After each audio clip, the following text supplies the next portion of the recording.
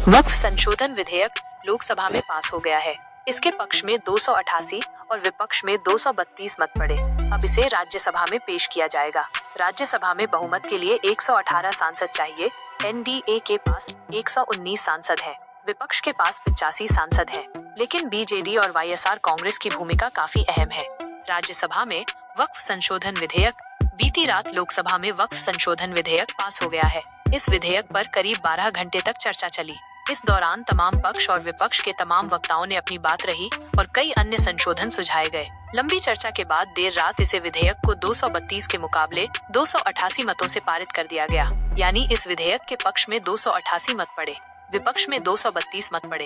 अब इस विधेयक को गुरुवार को ऊपरी सदन राज्यसभा में पेश किया जाएगा। राज्यसभा में इस वक्त 234 सदस्य हैं।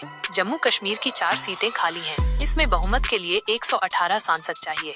बीजेपी के पास उसके अपने 96 सांसद हैं और एनडीए के सहयोगियों के साथ कुल संख्या 113 तक पहुंचती है। इसमें जेडीयू के 4, टीडीपी के 2 और अन्य छोटे दलों के सांसद शामिल हैं। इसके अलावा 6 मनोनीत सदस्य हैं जो आमतौर पर सरकार के पक्ष में वोट करते हैं। इससे एनडीए की ताकत 119 हो जाती है, जो बहुमत से 2 ज्यादा है।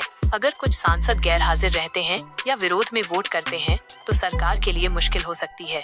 दूसरी ओर विपक्ष में कांग्रेस के पास 27 सांसद हैं, अन्य विपक्षी दलों के पास 58 सदस्य हैं। इस तरह राज्यसभा में कुल विपक्षी सांसदों की संख्या 85 तक पहुंचती है। यानी सारा दारोमदार बीजेडी और वाईएसआर के रुख पर टिका है। 2024 के लोकसभा चुनाव से पहले इन दोनों दलों ने कई मौकों पर सरकार का साथ दिया था, लेकिन इन दोनों के राज्यों आंध्र प्रदेश और ओडिशा में राजनीतिक स्थिति बदल गई है।